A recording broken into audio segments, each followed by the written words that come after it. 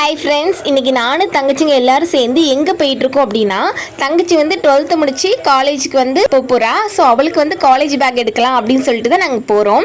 நாங்கள் கடையில் போய் நிறைய பேக் பார்த்தோங்க. எல்லா பேக்குமே வந்து 1000 ரூபா 500 மேலே தான் எல்லா பேக்கும் இருந்துச்சு.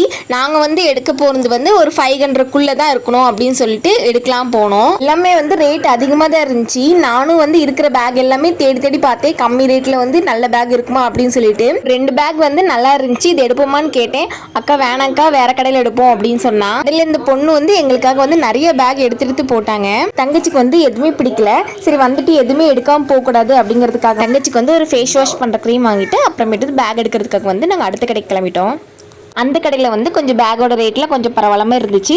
விடலைங்க, நிறைய பேக் வந்து பார்த்து அவளுக்கு பிடிச்ச பேக் எடுக்கிற வரைக்கும் நிறைய பேக் நாங்கள் பார்த்தோம். கடைசியாக ஒரு வழியாக ஒரு பேக் எடுத்துட்டோம். அப்புறம் வர வழியில் ஒரு ஜூஸ் குடிச்சிட்டு அப்படியே அங்கேருந்து கிளம்பிட்டோம்.